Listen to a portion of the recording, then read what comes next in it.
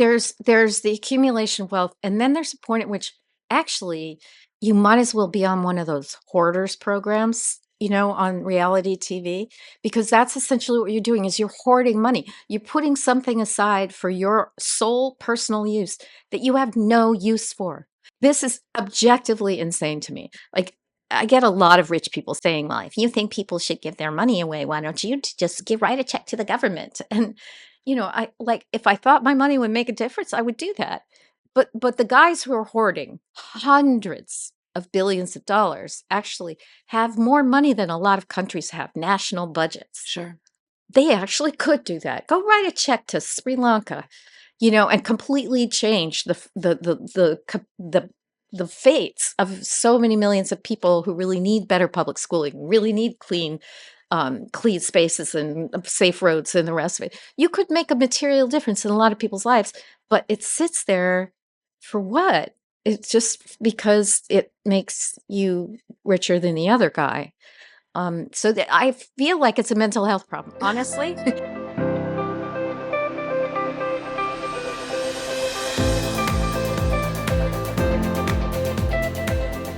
Hello, and welcome to the Scientista Podcast, where women and science rule. I am one of your co-hosts, Dr. Sweta Chakraborty. I'm a behavioral scientist, and unfortunately, my co-host, our beloved Assistant Former Secretary of State, Monica Medina, could not be here today, so it's just me in this incredible conversation with a woman I've admired for quite some time and am meeting for the first time in studio, Abigail Disney. It's such a pleasure to have you here. Such a pleasure to be here. And now your name sort of gives it away. Yes, you are the grandniece Yes. of the famous Walt Disney, a household name in the United States, around the world. Yeah. You are an activist, you're an advocate, you're a philanthropist. How else would you describe yourself? That and a mother, and I don't know, just freelance kibitzer, I think of myself. Oh, I like that. I think that's clever. So you're joining us here on the Scientista Podcast. The purpose of this podcast is really to have conversations with women and male allies who are really at the tip of the spear, who are making changes in their day-to-day, in the efforts, in just, daily behaviors, but then also leading by example and in the work that they do to make the world a little bit better and a little bit more evidence-based. Yeah. So Yeah. we want to promote science, data, facts, and you do that seamlessly. So thank you for the work that we see you doing every single day. Thank you. That's very kind. So let's talk about what makes you so unique from what your last name indicates you belong to, which is this high net worth class of Americans. And our audience will know the Musks, the Trumps, the Ellisons, the Disneys, but you are not by any means in the category of the last names I just said. Those last names advocate for lower taxes, for less oversight, for policies that preserve the systems that made them rich. You, on the other hand, are on such a different path from so many people that share the same level of privilege. So how did this happen? Well, I'm working with a different set of assumptions about what the job of being a citizen is, and I think that the job of a citizen is not to construct a world that has all the best possible things in place to make me richer and better and happier and better off than everyone else. That's, the job of a citizen is to join in with other people to construct the best possible world for the most number of people. And so I'm more interested in how everybody's doing. It's not like I don't mind having money or whatever, but there's a point at which there's more than plenty of money. And, how much can you do with what's beyond it? But if you look around yourself, I moved to New York in the 1980s, people were stepping over people Sure. to get into the subway. And I just kind of thought, well, how can I not do whatever I can to be meaningful in this? Why do you think some of these other individuals in this class are not getting that same visceral reaction when they see the wealth disparity in cities, just anywhere? Right. Well, part of what's happening is I think that they're insulated from seeing it very often. It's not that they don't know about it, but it's easier to ignore. It's easier to to kind of push to the side of your head.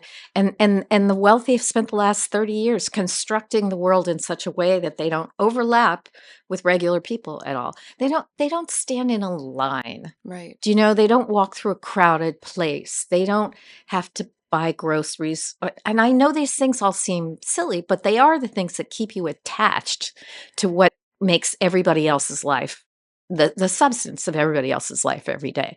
So they have quite consciously delivered themselves from the problem of having to be among us. And that way they can kind of tell themselves a story about how just it is that they have so much, how much better they are than everybody else, and so forth, that justifies what they have. But I always think of that little bit of isolation as a little bit of a tell. To me, it says that somewhere deep down they know there's something really wrong with what's going on. Wow, interesting. I remember so much news around your statements about not flying private and really calling out this class for not flying commercial, but that's an example of them just cocooning themselves. Yeah, it's one of the problems with it is that they're concluding themselves. I mean, there are so many problems with it. And I used to fly on my father's plane, and he had a 737, which is nuts, Yeah. right? And now, I mean, 737 looks like nothing. Now it's 747s and Airbuses and so forth. So yeah, it had a queen size bed. It's ridiculous. And I remember one time I was flying on it alone, and I kind of thought about the amount of greenhouse gas that was getting eaten up or created by my single flight across the country, and the 2 pilots and the flight attendant all there for me. It just like, sometimes the wrongness of something is so clear. Right. Do you know, you don't have a choice but to just sort of stop and say, "Okay, I have to change my behavior." Wow. That was like a penny drop moment. Yes, absolutely. So you started doing philanthropic work really young, Mm. and that was also in recognition of the fact that you had a lot and you wanted to give back. So after all these years of contributing to activities around bettering the world, and then you personally giving and storytelling and all of your activism work, what have you learned actually makes a difference and what doesn't? Because we really need to tease that out today when there's We do. limited resources. We do. There's limited resource. And also, actually, when I started really pouring myself into it, we had a problem with homelessness. We had a corrupt government. Nobody was taking care of the mentally ill. Women were, subjects of violence. So on and on and on. And all these years later, when I look back, none of those things has improved. Violence against women is worse than it was 40 years ago. Shocking. So for all of the money that people have poured into philanthropy to change those things, how are we here? What have we been doing all of this time? And I know that in the 90s there was a big effort placed in things like measuring outcomes and effectiveness and so forth. And actually that, I felt, took us in the opposite direction. That there was a substantial amount of relational work that needed to happen that tends to get left to the side when there's an overemphasis on numbers and data, Sure. because the things you want to change are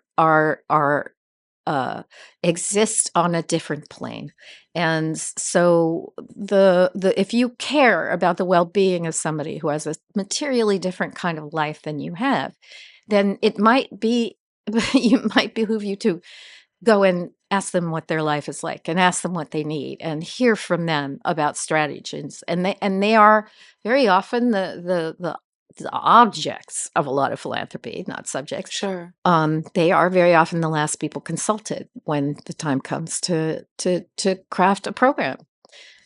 So partnering early on in the process and really engaging with those audiences that you're trying to reach and trying to potentially help, but not just help them help themselves build and be better, right? That's Yeah. what we've Ding, learned over ding, time, ding. right? Yes. It seems so obvious now in hindsight. Yeah, because doesn't it stand to reason the people closest to the problems are the people who thought about them the most?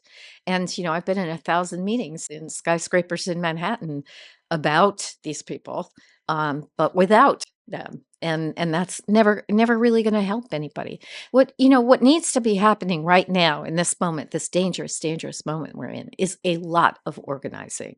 And if you looked at Politico the day after the Zoran election, Steve Bannon was very clear that he was very impressed with the mechanism around Zoran and with the amount of organizing that went into that victory. And it was a different kind of victory because it came from relational organizing, people knocking on doors, having conversations, being present, be in neighborhoods and so forth. So that takes a lot of work. It takes a lot of people. It takes a lot of organization. It's not easy to do, but when it pays off so solid. Yeah. And so that's what we need to be investing in now is who are the people who know how to organize and how would we maximize the work they're doing? And organizing is all about relationships. Yeah. I mean, just to hear Steve Bannon say that, right, says Yeah. so much. Yeah. There's a lot of hatred from that side, but also respect. He Exactly. showcased some serious respect there. Exactly. While we're talking about politics, let's stay on this beat. So I started Scientista because of the Kamala Harris election loss in 2024. I was absolutely devastated. And so were so many of the female surrogates that were looking forward to serving under the first female minority president ever in American history. And even removing those points aside, she was still the most qualified person for the job. So why didn't the most qualified person for the role get the role? And that's really where Scientista was born from. So you were an early voice supporting Harris and then also calling on President Biden to step outside. From where you sit today, obviously you're excited about Mandani and the future of New York and how pivotal New York is on the, national stage. So, what do you think the future of the Democratic Party could look like now with a socialist Democrat leading New York City? Yeah. Well, I mean, it's interesting that his policies aren't really socialist. And so he's really a Democrat running New York, Sure. which is nothing new, but he's young. He's young and he understands the way the world works for people under 40, which is a lot of people and the people we should care most about in terms of constructing the reality going forward. So when Biden stepped up to run, I loved Joe Biden back in the day. I thought he was a decent man and a good man. When he stepped up to run in 2020, I said to everyone who would listen, if we nominate him, no young person is ever going to vote again. Mm. And I didn't expect him to turn around and run again. Wow. That was just a terrible, terrible, terrible decision. And there are so many people who really need to be held to account for that, not just Joe Biden, but the people around him. So, he put us in a terrible position, mostly around young people who felt just totally disrespected and ignored. And it's so clear, especially attacking the environment, attacking Israel, and ignoring the way people were speaking about Israel. Everybody older in the party just brushed aside the real passion, the genuine passion that young people had. You can't do that and expect them to show up for you. So that's why the elections are so important and valuable, because he got very young people to not just turn out, but to turn out in droves and turn out to turn each other out. Right. So that's what we need. And that is how we win elections. And therefore, I hope the Democrats looking forward are going to look for that kind of a candidate. But there's a little bit of a battle going on inside of the party. And there's an older contingent that is very committed to some older ideas about how the economy is meant to work and where young people should fit into things. They don't understand social media and they Right. don't understand tech at all. And we had some pretty serious stuff coming down the pike at us Right. that we had better be awake for. So I really hope that the party, comes to some kind of grip with the fact that our leadership is too old and they are thwarting our ability to move forward into, what young people are calling for, which is a much more progressive outlook. Right. It really does seem like at the end of the Biden administration, it was a voluntary kind of pulling the wool over our own eyes, right? To the Yeah. reality of what was happening on the ground and what was being demanded by the next generation of the Democratic Party. Yeah. So, are we still avoiding difficult conversations, do you think? Oh, yeah. Although I will say, I was at progressive conference yesterday, and there was a debate that was deliberately staged between somebody who was a moderate and somebody who was a progressive, and they had a conversation about what's going to work. How are we going to get elected? And I don't know if the debate answered the question in my mind, but I do know that what works is authenticity. The perception of authenticity that people have about a candidate.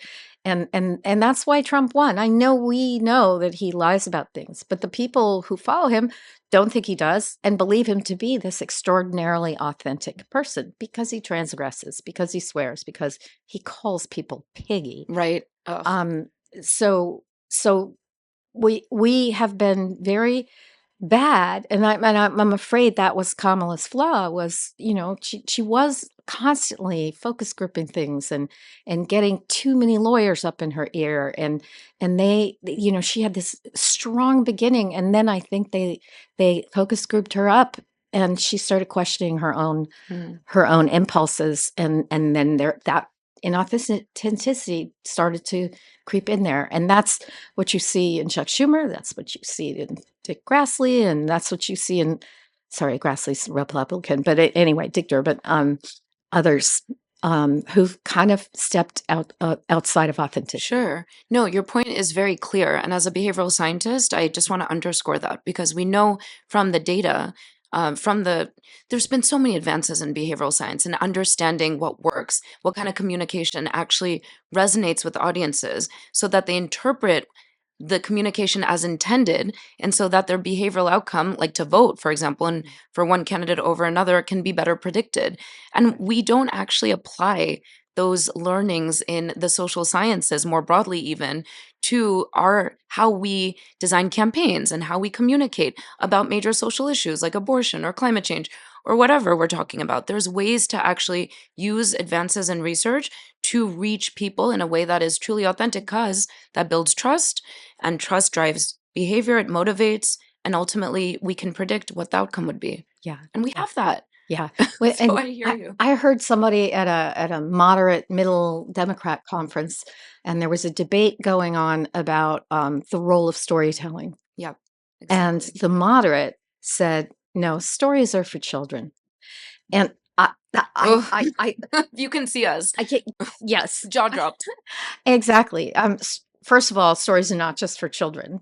But how interesting to condescend to the people that you are asking for their vote. Stop treating them like they're children, and do them the courtesy of respectfully asking for their vote, and doing it in a way that doesn't insult them. That is, and that has been, the Democrats have consistently wanted voters to come to them. And sometimes they're willing to scare the hell out of them, and they'll come to them. And other times they tell a story that people can't relate to. And I'm sorry, but you need to court voters. You need to treat them like whole people. And understand what they care about. Yeah. Like truly take the time. And it's not even expensive, but it can be tedious. But we've learned now the hard way that if we don't take that time and make the effort to appreciate the perceptions that exist in the audiences that we're trying to reach and show up authentically, Yeah. and finding the right spokesperson for the right audience too. So it might not be authentic for person X to be speaking to a particular demographic. So let's create a cohort. Let's create an actual network that we can activate as needed. So now I'm digressing. I'm sorry. Yeah. But no, let digress, because there's this important thing happening. This last election, the Democrats were caught totally blindsided by the reality of social media and the influence it had. I mean, they were still in a world of op-eds in the New York Times when we were actually living on Charlie Kirk's planet. Yep. How is it? I mean, I'm not young, and this has happened and crept up really quickly and changed right under my feet. And that's difficult. I understand it's hard for older people. And I walked by a guy the other day who was like, he was looking at his phone as though he thought he maybe could climb inside of it. It felt like my whole life is in this tiny object. And part of me feels like, no, it's not. Come on out here with us. This is where the real stuff is. But I can understand how you would come to believe that much of your reality is here. You cannot expect people who have grown up entirely differently to understand things the way you think they should be understood. And that is what the older Democrats are doing right now. They're expecting people to show up for a class in learning to read with Dick and Jane, when in fact everything is different now. Yeah. Yeah, I mean, this is where we are with the Democratic Party. So let's see what happens because we are pushing out this type of conversation and these ideas. And the plan for this is to create the groundswell so it reaches the top for an ultimately to find some coherence, right? Yes. So we can move forward together. And you are all about this. So this leads me to my next question because it's so impressive that you were able to find common ground. If if you can do what you did, then there's hope for the Democratic Party. We can come together and ultimately keep the North Star in our sights and come together for the next election because you create a documentary called The Armor of Light. And you were able to work with Reverend Rob Schenck, and he was deeply anti abortion. And you clearly have different beliefs on that, but you still were able to make this film together and even change his stance letter, which shows the power Yeah. of collaboration and finding common ground and bringing in facts and evidence and authenticity, right? So tell us what this experience taught you about building bridges across deep ideological divides. And what Right. can we learn? What can we take away from this, the rest of Right. us? I made that film. It started in 2013, came out 2014, 15. So really in the 4 years running up to Donald Trump. And there was such, polarization and suspicion. But I reached out to this guy who struck me as probably the furthest possible away from me as a person could be. And I said to him, I've Googled you, you've Googled me. We could fight if you want to fight. I can fight as well as anybody. But I'm just interested in what would happen if we chose not to. Like, I know we disagree about something real important to both of us. What if we just set it aside? And what if we then checked around us to see where we were standing and was there any kind of common space between us? And then just talk about that. And as you do that, the common space grows under your feet. I want everyone listening to this podcast to try this once. It doesn't work with family members quite as well because you've got that history. But if you could find somebody you don't know that well and invite them into that kind of conversation. I said to him, it's not that we're not going to talk about abortion. It's just going to wait. We're going to wait until we actually care about each other. So because then we'll have a different conversation.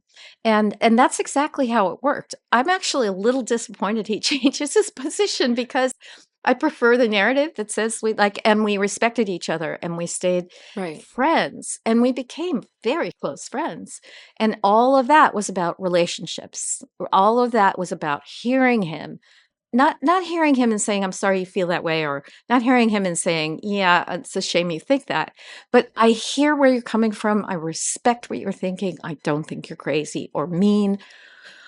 And then I told him my whole side of it and my personal experience. And he really sat with that for a long time. We did a podcast about it. I had a podcast called All Ears with Abigail Nice. Disney. So you can go find it Yes, we're gonna link along. it. We'll link it Yeah, to this. yeah, yeah. This is about me and Rob, and we talked through the whole process of how we came to have a respectful conversation about it. And it was powerful. It's one of the most rel That is really meaningful powerful. things I've ever done. That's incredible. How did he come to change his stance? Um, well, I had had an abortion at 21 years old while I was in college, and so the I I felt like he was taking so much risk in working with me at all, given the way his world works, that I owed him a certain amount of risk of my own. So just as one human to another. And so I told him, I need to tell you this. This is the reality. And he kind of was taken aback at first. And then as luck would have it, we were on our way to somewhere and we had to stop the conversation there. So we didn't talk again for actually a couple months. And he said, "I'm so glad I had this time because I kept thinking and thinking and imagining myself to be you at that age." Oh, wow. Yeah. And with what you told me about, the things your parents had said and where you grew up and what you knew about yourself and your capacities. And he said, I can't imagine I wouldn't have done the same thing. Wow. Talk about walking in someone else's shoes, like really making an Exactly. effort to do that. And I was blown away that he was able to say that to me. And I said, "Well, that's a pretty inconvenient conclusion to draw. And he said, I know, thanks for that. And it really had implications throughout everything. And what he was displaying was this thing that we really need to talk about culturally, which is called moral courage. And he stepped into disagreement with people he agreed with because he knew it was right. And he was doing that on the gun issue, which is primarily what the film is about, but also on many, many, many other questions. He's really been challenging his own people. And that's incredibly courageous. Absolutely. Okay, so two threads I want to pick up on here. One is that you really spoke to, again, what the science has found, which is identifying some common ground, identifying that shared Yeah. value, whatever that might be. Just it could be as simple as we are both humans. We are both coming from this particular socioeconomic class. We might be coming from the same race, whatever. Yeah. We like the same sports team. Right. Our child goes to the same school or enjoys the same extracurricular. At whatever it might be, just taking some shared interest, turning that into shared value and building on it. Yeah. And then look at how far your relationship came with the Reverend. You That's get incredible. so far. The most basic thing we shared was, I know you're a reasonable person, and Right. I'm knowing that you're doing the best that you can. Yep. If you just offer that to someone and then engage in conversation, there's no end to the amount of common ground that you can find. I love that. Yes, and the science has found that to be true. So I love when we identify just what we know anecdotally has worked, and then we can say, and it's backed by numbers and data. Yeah. And the second thread I wanted to pick up on is filmmaking. So you're all about creating these types of visual experiences, but you're also learning, as you've learned with social media and just generally, how it's so different over the time that you have spent in communication and engaging with audiences and campaigns and activism. It's changed so much. Yeah. You're seeing that with film too, right? Yeah. So this long form film is now giving away to short form. So talk to us a little bit about why political filmmaking specifically seems harder now than ever. And there's so much instability. There's so much, everyone's trying to get the limited resources that are out there. A lot of these traditional media outlets are at risk. They're vulnerable because of the current political climate as well. So talk to us about how you're pivoting and what kind of voice you want to be in this particular moment. Right. Well, a part of me knows that we got to have long form, at least somewhat, because as a lot of folks are losing their capacity for long form, we need to cultivate that in people. Sure. Because they're ideas, they're complicated and nuanced and take a while to get to. And I know, as a filmmaker, relies heavily on cultivating emotions. There's a certain amount of time you have to invest in that. You can't just get somebody from zero to crying in 5 minutes. You know, Right. you have to You have to create tell that some story, trust and right. tell a whole story and get people invested in it. So you can only be so short, but a lot can be done in a short period of time in terms of persuasion, in terms of information, in terms of reaching out to people across aisles and so forth.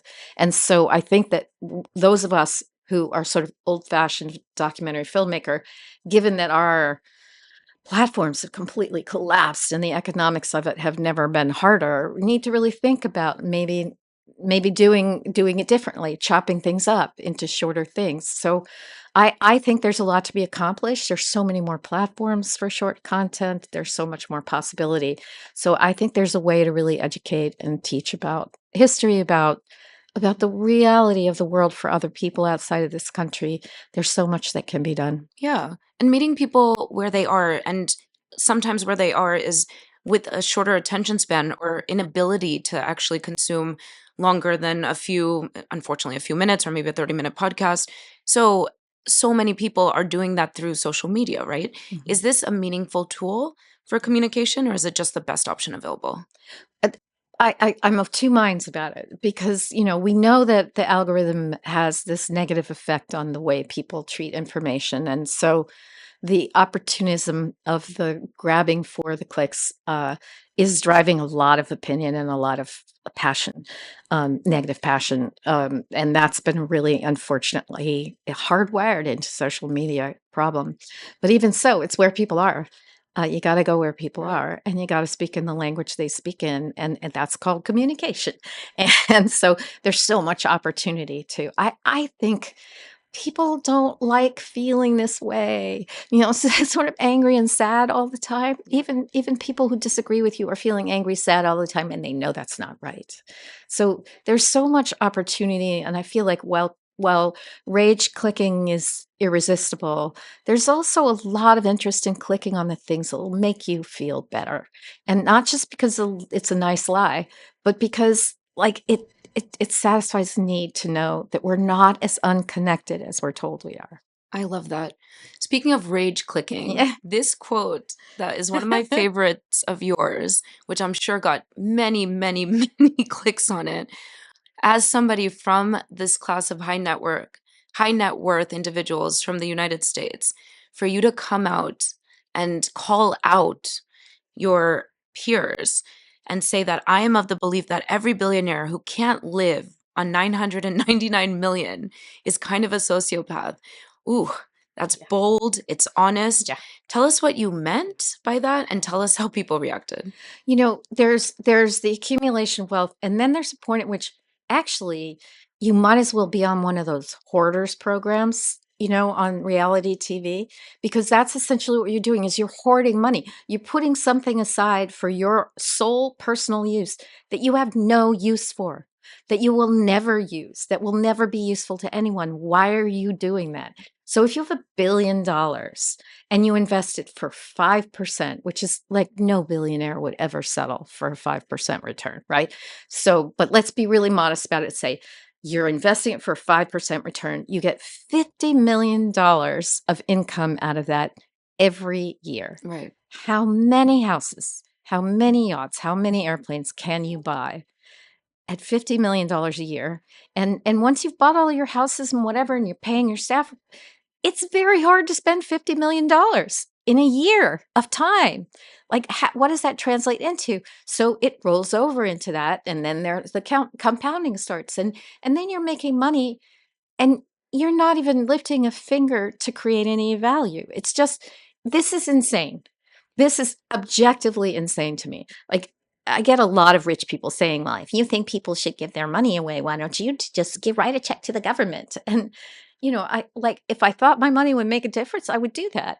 But the guys who are hoarding hundreds of billions of dollars actually have more money than a lot of countries have, national budgets. Sure.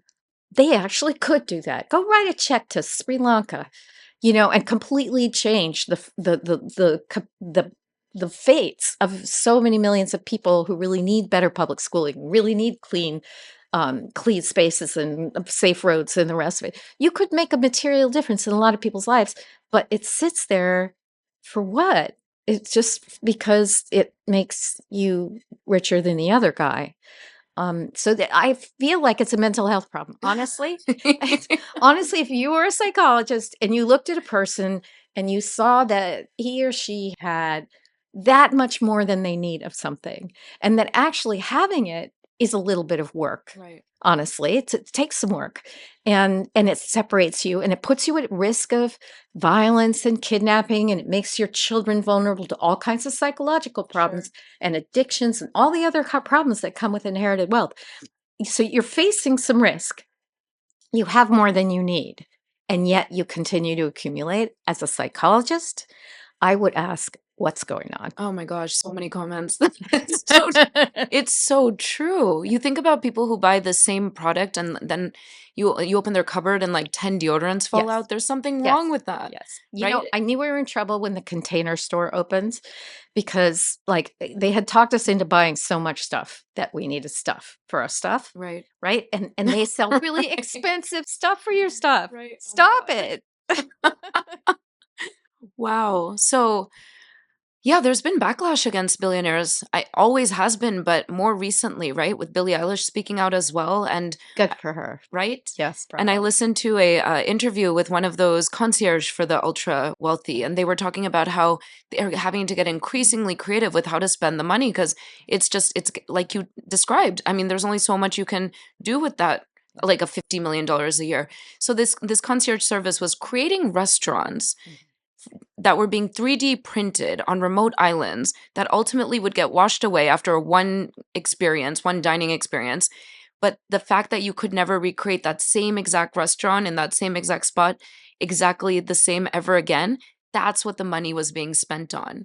There was a period Which is where mind-blowing. I was tweeting out egregious examples of things Right. like a hamburger for $85 that had, and that's almost sounds low to me now, gold Candy leaf flakes, on the, right. yeah, things like that. Those are examples of people who have what my mom used to call more money than sense. Yeah. You know, what is going on really? And you lose, I am telling you that very extremely wealthy people are so much more unhappy than they want you to believe they are. Sure, I I can mean, see they that. want you to see them shutting down Venice and having a good time and moving a bridge so they can fit out of the bay or whatever it is. But they're scared. That's why they surround themselves with so much security. They know something's wrong, Yeah, something unfair is happening, and yeah, they don't know what to do about it because the best they can do is give away like the froth from their cappuccino. That's pretty much all they give away. right. Actually, if you look at disposable income among people in the Bronx in New York City, whose disposable income is this is after you've paid for everything And how much it they give. averages $5,000 to $10,000. So this is a number I found years ago, so I'm sure it's very different now. But um, they give away about 25% of their disposable Yeah, income that's to surprising. some form of charity, Yep. usually faith-based, sometimes a school. But people on the Upper East Side of Manhattan give away less than 6% of their disposable And who's income happier, annually. right? Well, exactly, Right. right? Yeah. Wow. This is really, I mean, it's eye-opening. It's very fascinating. So it also explains this call for taxing the rich. And this isn't about, I heard this quote somewhere where taxing the rich doesn't mean your uncle who's worked really hard, who has a golden doodle and lives in Martha's Vineyard. We're not talking about taxing Right. those who've, made their Right. wealth, Unless the but golden doodle is actually made of gold. But anyway, go on. right. But it's really about identifying the unnecessary wealth and pulling that in a systematic way, like what you're saying. And if it's not working through philanthropy, then creating some sort of other tool to be able to collect that money and allocate it properly. We need to sit with the idea, and this is a very radical idea, and there's a great new book called Limitarianism about Okay. this that you should link to, that there is such a thing as too much money. Yeah. There is such a thing as too much money. And so, like, just to sit with that for a minute, we're so far from politically being able to kind of make it a mainstream idea. But at some point, isn't there a limit to what a person should have? We know it warps our democracy. We know it corrupts all of the people around that wealthy person because like everybody is serving him and telling him what he needs to hear and lying to other people about him and holding his secrets. It's just a corrosive material. So there is an upper limit to what is reasonable and what is healthy for a person to have. Yeah. I remember talking to a Danish billionaire Mhm. by Denmark standards. He was a billionaire. And he was like, I don't know what's wrong with you Americans. Yeah. I'm a billionaire by my country's standards. I give half my money away and I'm fine. Yeah. I'm Yeah. perfectly happy. Yeah. I mean, it's remarkable, right? Because you lose track of what it is people can live on. And having grown up among people who've inherited money, I know that there's a deep fear. A lot of people carry that like somehow it's all just going to disappear into thin air. And then what? They don't have any confidence in themselves to be able to take care of Yeah. themselves in the real world with the real people. They come to believe themselves to be like these hothouse flowers. And if they don't have these highly special circumstances, they'll never survive. This is so interesting. Okay, I could talk to you for ages. Out of respect to your time, thank you so much for coming into the studio and sharing your stories with us. We're going to follow you closely and continue to amplify everything you're doing. Thank you. And Thank you. thank you for giving us this time. We're not done. One last Okay. question, Okay. but I just wanted to acknowledge that because this really has been so interesting and eye-opening, I'm sure for many of those that are tuning in. We like to end with this question Okay. because nobody has ever woken up successful and said, oh, that really did happen overnight, right? Yeah. Yeah. There's been so many curveballs that we've experienced in our journeys, especially as women. And this is the Scientista podcast after all. So if you could just reflect on, as a woman, a moment you experienced that didn't go smoothly for you, and how you overcame it, how you navigated it, what you learned from it, and ultimately how that could be interpreted as advice to our audience. Right. Wow, that's a really good question. I could name a million moments as a woman of, I'm sure. being dismissed and not taken seriously or even invisible. Um, when we made our first film, came out in 2008, and there's like an annual cycle of documentaries, and so we started at, I don't remember, I think it was Hot Docs, which happens right after Yeah. Tribeca in late spring. And so we got turned down from every single documentary festival for the entire 365-day cycle until Tribeca said yes. Wow. And I was 5 minutes away from saying, "Well, it was a nice try. I thought it was a good film. I thought it would be all right, but, okay, I need to go find something else to do with my life." And it was my first film. I was 46 when we started it. But I'm really glad we hung in there. I know that the movie was about these women activists who were trying to bring a war to an end. I know they weren't taken seriously, not by the warlords that they were fighting with, not by the journalists who recorded it. And so that was the inspiration behind making the movie. And then once we made it, I knew that there were people who were looking at it and saying, well, this is a nice story, but it didn't really happen, or it wasn't really serious. I just knew if I kept plugging away, eventually people would accept it. Oh, that's lovely. It's called Pray the Devil Back to Hell. You can go find it Pray on my the devil back website. to Yeah. hell. Okay, Yeah. we have a Yeah. lot of links to add to Yeah. this Yeah. episode.